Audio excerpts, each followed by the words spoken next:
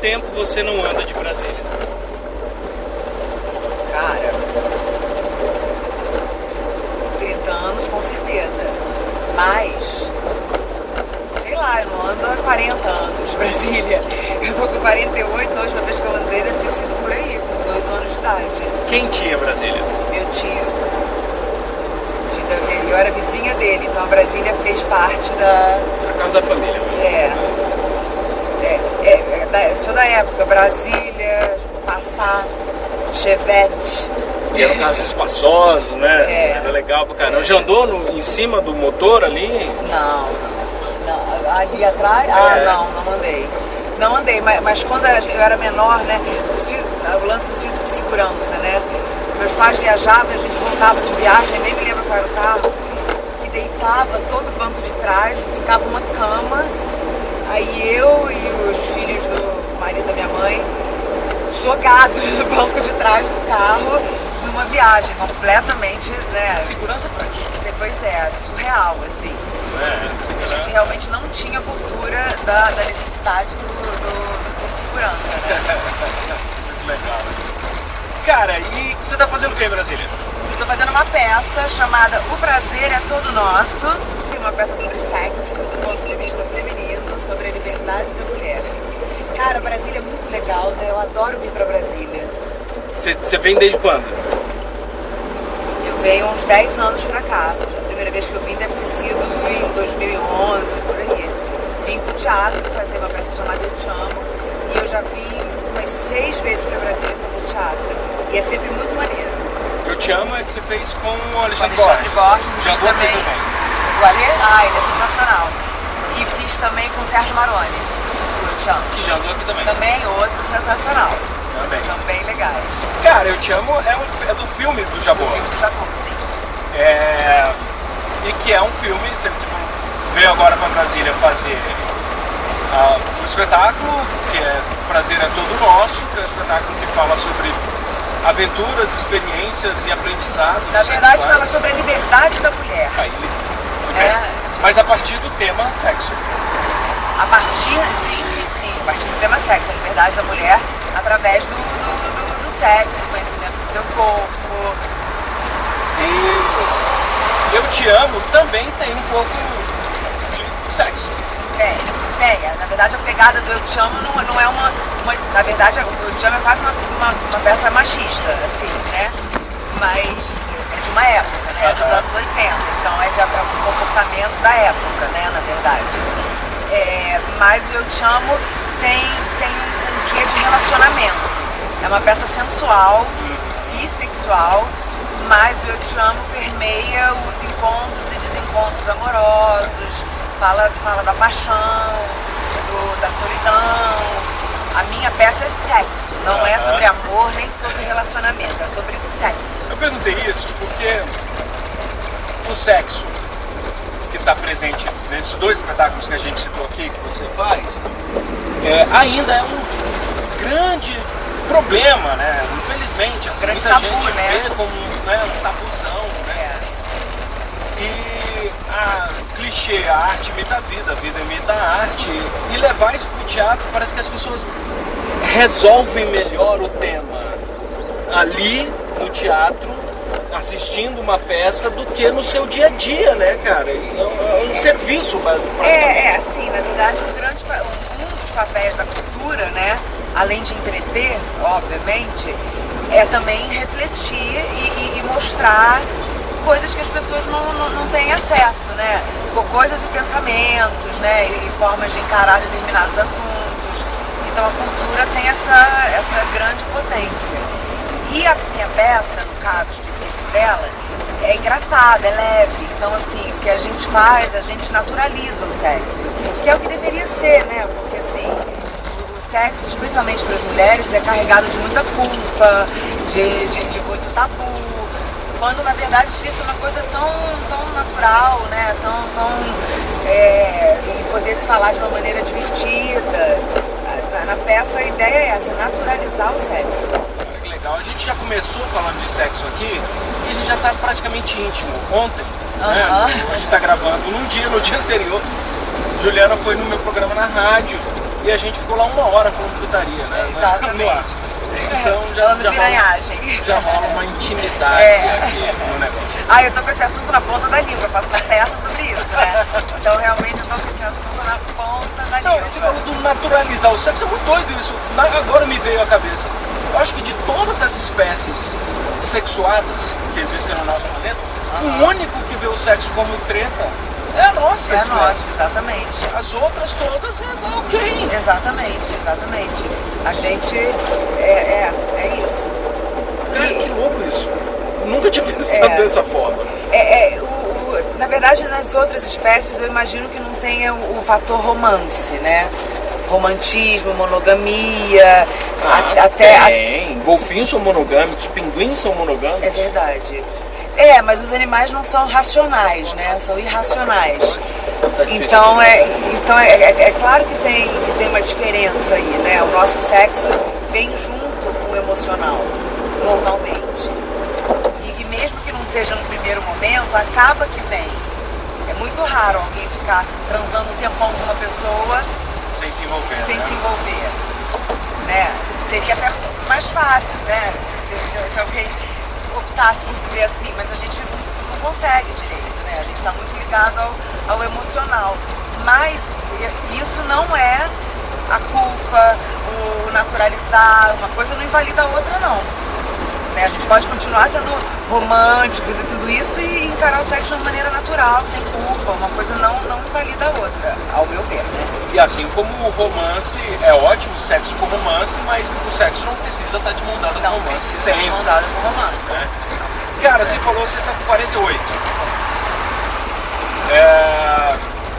Você é de uma geração, nós somos de uma geração que é ainda pior do que a geração atual em relação a esse tema. Né? Que o esquema da virgindade da menina, então, meu Deus do céu, era uma coisa assim. Não, na minha peça eu falo, porque nós, mulheres, né, o homem assim, a primeira vez que transou. As mulheres é quando perde a virgindade. Então já começa aí, porque pra gente é perder alguma coisa. Então a gente começa a nossa vida sexual com a perda da virgindade. Uma diminuição ali, né? Na verdade deveria ser o ganho da nossa vida sexual. Então a gente já começa com a culpa da perda, né? Já começa uma vida sexual perdendo alguma coisa. Então, especialmente pra mulher, vem com muita carga, né? Já começa aí, como eu falei, perdendo a virgindade. Isso foi passado pra você, essa carga pesada, na criação mesmo? Cuidado, minha filha, porque não sei o que, tira a mão daí. Não foi de forma alguma. Meus pais são de esquerda, né? Livres, assim, né? Com pensamento moderno. Meu pai é do Pasquim. Então, de jeito nenhum. Porém, mesmo assim, eu acho que eu só entendi a liberdade do corpo, o sexo sem culpa, adulta. Eu busquei esse entendimento na minha vida. Assim. Foi uma busca mesmo, se deixasse pela ordem das coisas. Exatamente, isso lugar. Porque eu não sou de uma família careta, entendeu? Mesmo assim, né, as mulheres vivem essa culpa, e aí acaba que a brincadeira do sexo fica tão mais complicada e poderia ser tão mais leve, né? E fora a questão sexual em si, tem outras inúmeras questões, com problema com o próprio corpo, com a alimentação, totalmente. Uma responsabilidade que é dada aqui. Exatamente. Tá melhorando, né? Assim, a gente tá percebendo um monte de coisa, a gente tá falando, né? As pessoas que principalmente dentro de uma bolha, mas essa bolha tá se abrindo, a comunicação ajuda, né? Então eu acho que tá melhorando. Quem sabe os meus bisnetos vão ter um mundo melhor, né? Os meus bisnetos, se minha filha quiser ter filho, ainda tem isso, né? Tem que torcer pra isso. Pois é. Tem que torcer. Cara, saindo um pouco do sexo, indo um pouco pra romance, eu vi em vários lugares, você sempre, inclusive ontem na rádio, você sempre meio que faz questão de falar que é pisciana. Sou pisciana, sou Palu é um romântica. ascendente em câncer, só piora. E se joga mesmo. Então. Totalmente. No primeiro beijo já põe vestido de noiva. Você é apaixonado não só na questão de relacionamento, né, homem e mulher e tal, mas você é apaixonado? Sou. Eu acho que eu tenho uma vibração, acho que a minha profissão me dá muito isso. Eu tenho uma profissão que me move, que eu sou apaixonada por ela. Então eu acho que eu tenho uma vibração de uma pessoa apaixonada, alegre, mas não é nem alegria, de apaixonada. Mas já se deu mal por causa disso? Assim? Muito, sim, eu fico exausta. E especialmente em relação ao amor. Uma pessoa que se apaixona o tempo todo, eu fico exausta. Tudo bem que agora eu tô mais madura, né? Então eu sei que eu fico apaixonada, mas eu pelo menos vou controlando um pouquinho a minha loucura. Mas eu fico muito cansada de tantas paixões. Mas eu sempre me apaixono. Tem uma música da Legião Urbana, Renato Russo também era pisciano? Sim. Ah, era? Era. 26 de março.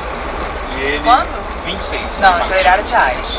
Então era antes, porque ele era pisciano. Então era antes, porque Então, março, pisciano é até 20 de março. Então deve ser isso, porque lembra que inclusive em Farol de Caboclo ele fala, nunca brinque com peixes ascendente escorpião. É ele. Isso, minha filha é escorpião. Escorpião é de água também. Mas o escorpião é de cachoeira, entendeu? São de águas fortes, eu sou mãe de uma escorpiana. Então assim, é bem diferente do pisciano. São signos emotivos e tal, mas o pisciano é rio, o pisciano é low profile. O escorpião é cachoeira, águas fortes. Então, aí tem uma música da Legião Urbana que fala, você me dizia, eu me apaixono todo dia, é sempre a pessoa errada. Ah, não, mas eu me apaixono. Não, eu acho que poucas vezes eu me apaixonei pela pessoa errada, mas eu tenho uma coisa também assim, que eu me apaixono muito fácil, mas eu me desapaixono na mesma velocidade de rapidez. Eu consigo me tratou mal, eu paro de gostar. Facilmente, tá em mim isso. Assim, eu não sou. Desde sempre. Desde sempre. Me tratou mal, e mal eu digo. Mal está a 1 quilômetro de distância de alguma possível agressividade verbal que seja. Mal é uma falta de carinho, uma falta de atenção, uma falta de cuidado, né? O mal para mim é muito antes de um tipo de agressão. Mas começou a não ser de igual para igual, né? A entrega, a relação, eu já vou me desapaixonando. E me desapaixonando de boa também, porque... Sem sofrer. E entendendo que assim... Nunca deu uma sofridinha assim? Não, eu sofro, sim. Gente, eu tô achando muito maneira essa parte. É legal, né? Já conhecia? Muito maneiro, conhecia. Ali a Praça dos Cristais, eu conhecia. Os melhores lugares. Conhecia de passar de carro, né? Porque Brasília, assim, não tem gente na rua quase, né? Todo mundo dentro dos carros, né? Mas... Não, então, já sofri, sim, mas também penso assim... a gente vai ficando mais velho, realmente a gente vai melhorando se a gente se esforça, né? Então, assim, uma pessoa que eu fiquei 1 mês, não dá pra ficar chorando 10 dias. A proporcionalidade aí não compensa. E aí eu vou estar chorando 1 mês pelo quê? Pela viagem que a gente fez juntos, pela não sei o quê. Dificilmente eu vivi um monte de coisa com uma pessoa durante 1 mês. Então eu tô chorando por uma projeção do que eu fiz, né? Porque 1 mês não dá pra ser tanta coisa assim. Você já teve dificuldade de abandonar a personagem, assim? Ou de aceitar a personagem? De aceitar, não. Mas de abandonar, sim. Quando eu era mais nova, especialmente. Né? Quando eu fiz a Bela de Malhação, por exemplo, quando terminou, eu chorava. E eu nem era tão novinha assim. Já tinha 21 anos, já tinha feito várias novelas. Mas eu chorava muito, assim, no início. Mas aí a gente vai se acostumando, né? Vai passando de um para outro, né? E aí não dá pra todo trabalho, todo personagem que eu for fazer, eu me debulhar em lágrimas. Aí realmente a gente vai se acostumando, vai passando de um para outro. Você chorava da Bela porque acabou a Bela ou porque você sentia como a Bela? Eu acho que era uma grande mistura. Eu acho que Malhação, especialmente, o Talma, o saudoso Roberto Talma, que foi o primeiro diretor da Malhação, ele quis chamar para os personagens principais, pelo menos aquele primeiro elenco, atores que tinham um quê do personagem. Então eu acho que de alguma maneira eu me misturei com a Bela. E aí eu acho que foi tudo tudo junto, além de ter sido um personagem super importante, né? De ter sido uma febre na época, né? Aquela Malhação, assim como A Gata Comeu, são dois programas muito queridos pelo público, né? Então eu acho que realmente misturou tudo, misturou o fim da Bela, o fim daquele programa pra mim, né? Tão legal, que foi uma criação, né? A gente participou do início, então eu acho que foram muitos fins quando acabou a Bela. E eu chorei demais. As pessoas ainda te chamam de Bela? Muita gente me confunde com a Bela, me confunde. Muita gente ainda lembra da Bela. Mas lembra muito bem? da Gata. Tudo bem, total. Me lembram muito da Gata Comeu também. Eu, 10 anos antes. 10 anos antes, exatamente. Na questão da Malhação, cara, é muito doido assim. Aquele elenco, primeiro, vocês ainda têm contato? Tem um grupo de WhatsApp? Não temos grupo de WhatsApp não, mas eu tenho muito contato com o Danton. A gente está sempre querendo fazer uma peça, o Danton. Aí uma amiga minha falou assim, você tem que fazer uma peça Bela e Éricles tantos anos depois. Que ele era apaixonado pela Bela, e né? aí passando pelo que aconteceu com o Brasil nesse tempo, enfim. Ou seja, é Eduardo e Mônica, né? Eles se casaram. É verdade.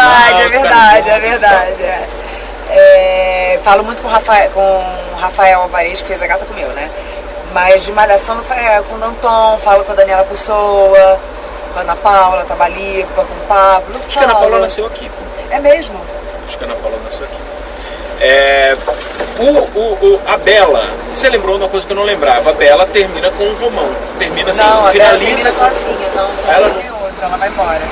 Mas ela namora o Romão. Namora o Romão, né? Sim. E você lembrou também que o Romão era babaca de primeira vez. Machista, eu fui ver agora quando passou, né? Eu falei, cara, mas como eu falo, né? É de uma época. Na verdade, o personagem do Romão já era pra ser um trogloditão machista. Mas pra época ele era só um machista. Hoje vendo, inacreditável, entendeu? Né? Hoje vendo. Você se tocava disso na época? Você recebia o roteiro e falava, que imbecil! Ou era assim, não, eu sabia, assim, o Romão era pra ser um machistão bobão. Isso sim. Tanto que ele tinha que contrapor ao Éricles, que era um romântico, sensível, né? Então realmente o Romão tinha que ser assim. Mas hoje em dia era uma tinta muito forte no machismo do Romão. Que na época não era tanto. Entendeu? Hoje em dia uma pessoa igual ao Romão realmente não dá, assim, tá muito errado. Ser cancelado de cara. Assim. Sim, hoje em dia não dá. Ou seja, melhoramos um pouco, né? Já aconteceu isso com você, assim, da sua personagem ter, ou então no texto, não só na sua personagem, mas às vezes um diálogo, alguma coisa, uma relação, ser algo tão absurdo assim que realmente te incomoda, a ponto de, pô, gente, vamos mudar aqui isso aqui que vai muito contra alguma coisa? Não. Na verdade me veio assim na cabeça nessa minha peça, por exemplo. Tem uma hora que eu falo que as mulheres, lembrar o texto todo assim é difícil, eu falo, mulheres tiveram que lutar muito para poder fazer amor, para poder transar com quantos homens quisessem, sem correr o risco de serem mortas. Aí eu falo, inclusive a pílula anticoncepcional possibilitou um mínimo de liberdade para as mulheres. Aí no texto estava, viva a pílula anticoncepcional. Aí eu cortei essa parte do viva a pílula, porque é muito bom, ajudou na nossa liberdade, mas é a gente que se entope de hormônio. Então é muito bom, mas não é viva, também não vamos a tanto assim. Né? É muito bom, foi fundamental para a nossa liberdade, mas sempre partindo da mulher se entupir de hormônio para não ter filho, né? Não pro homem, ficou a nosso cargo. Então a gente põe ali a importância, mas hoje em dia a gente já questiona isso, né? Eu vi um tweet esses dias que era o seguinte, sobre a pílula anticoncepcional, que era, se tem alguém armado e você tem duas opções, tirar a munição de quem tem a arma ou colocar colete à prova de balas no resto. Qual que seria a sua opção? Tirar a munição de quem tem a arma. Mais rápido, mais barato, mais simples? Exatamente. Mas a pílula é exatamente botar colete em todo mundo. Em vez de tirar a munição do cara daqui. Na verdade tinha que ser de igual para igual, né? Assim, tinha que estar a cargo dos homens também, proteger da não gravidez, né? Embora uma gravidez seja no nosso corpo. Mas tem que estar a cargo do parceiro também, né? Todo mundo junto. Ele não só pílula, camisinha, tem gente que até Exato, hoje reclama de camisinha. Exatamente. Descobri esses dias que Napoleão tinha camisinha, feita com tripa de porco. Olha. Ou seja, o cara lá no século XVIII já tinha essa preocupação e a gente ainda usa aqui. Mas eu acho que essa minha peça mesmo é um grande divisor de águas para mim. Porque é a mocinha de malhação falando piranhagem no palco. Entendeu? Então é um monólogo, né? Então eu faço comédia, eu brinco com a plateia, eu falo de sexo. Então, além de ser um grande desafio para mim, as pessoas vão ver a peça e não imaginam o que vão ver. Então eu acho que esse trabalho é realmente um grande divisor para mim, em termos de amadurecimento profissional mesmo. Legal. E você sempre, a sua figura, né? Sempre foi uma figura meiga, né? Sempre foi. Causa um estranhamento isso, assim? Às vezes até pra você, assim, né? Você acha que você perdeu um pouco da meiguice? Meiguice, assim, do vestidinho? Não, acho que não, de jeito nenhum. Acho que eu sou a piranha romântica, entendeu? Gente, olha só, piranha, tá? Pode ser boa mãe, boa filha, pode namorar, inclusive, pode ser monogâmica. Piranha é uma questão de atitude. De assim, eu quero ficar com essa pessoa, eu vou lá e fico, se a pessoa quiser, obviamente, né? Se a pessoa quiser. Mas eu tenho a atitude de querer realizar o meu desejo. Legal. Simples assim, é muito simples, tá? Então, por isso que piranha pode ser romântica, pode se apaixonar, pode ser monogâmica. É só uma questão de atitude em relação ao seu prazer sexual. Afinal, pessoas sexualmente satisfeitas são mais felizes. E não enche o saco de ninguém. E não enche o saco de ninguém, né? Se cada um cuidar da sua própria cama, ou carro, ou cozinha, ou máquina de lavar, ou onde quiser, vai dar tudo certo, entendeu? Rapaz. E eu acho que a arte em geral, o Teatro Nacional, tadinho. Nossa, eu fiz peça aqui, gente, maravilhoso. Maravilhoso esse teatro. Tá fechado, né? Tá, há 8 anos. Ai, um pecado. Há 8 anos, gente, eu fiz peça aqui. Por aí, em 2013 eu fiz. Você fechou o Teatro Pessoa? Não. Não, e eu fiz o Te Amo com Alexandre Borges. E é um teatro gigante. E no final da peça ficava cada um de um lado, a gente se cruzava e ia cada um pro outro lado.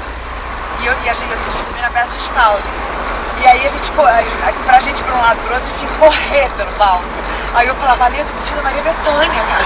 Correndo por esse palco descalça. Um palco enorme, eu fazendo quase um Cooper. Pra ir de um lado pro outro do palco. Não, foi sensacional. Foi acho que o nosso melhor público, nossa melhor bilheteria, foi sensacional. O público brasileiro é diferente? O público de Brasília é maravilhoso. Aliás, eu quero ir nessa torre de TV, eu já vim pra cá tantas vezes e nunca vim, mas eu já fui naquele parque de diversão aí que a gente passou. Ali, dá pra subir até o meio ali, tô ligada, eu quero ir lá. Dá pra subir. O público de Brasília é muito legal, eu adoro fazer peça aqui, além de ser um público que comparece, sempre foi teatro cheio, é um público, cara, vai junto. Ri quando tem que rir, pensa quando tem que pensar, é um público que parece que está ensaiado, entendeu? Sabia que as distribuidoras de cinema costumam fazer cabine e pré-estreia em Brasília? Sério? Dizem eles que pra testar o público de Brasília, ele é representa proporcionalmente exatamente igual ao Brasil. Maneiro. Então faz-se aqui. O que funciona aqui normalmente funciona no capital, Brasil. Né? E é muita Tem mistura. sua lógica. Muita mistura Brasília também. E eu pergunto esse negócio do público, quando eu entrevistei o Paulinho Mosca aqui, ele falou isso, a primeira vez na minha vida que eu tive casa lotada foi em Brasília. E a primeira vez que eu tive sessão dupla foi em Brasília também. Legal. Eu já fiz peça em vários teatros aqui, é muito legal. Que legal, que legal.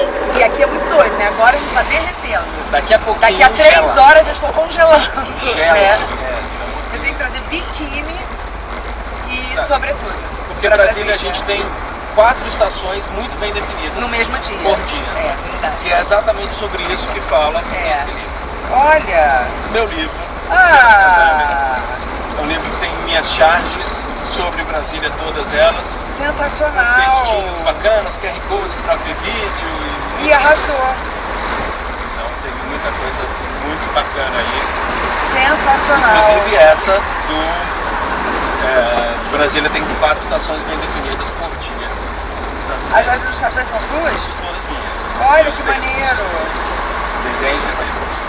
Depois me diz se achou. Ah, você tá me dando? Claro, sim. Ah, obrigada. Você tem que fazer uma dedicatória. Farei. Enfim, obrigado. Ah, adorei. Obrigado mesmo, Obrigada. obrigado de verdade pelo papo de ontem na rádio, foi pelo papo ótimo, de hoje gente. aqui. Adorei, quero voltar mais pra Brasília. Brasília é muito legal, a qualidade de vida aqui deve ser maneiro, deve ser bom viver aqui. Moraria aqui.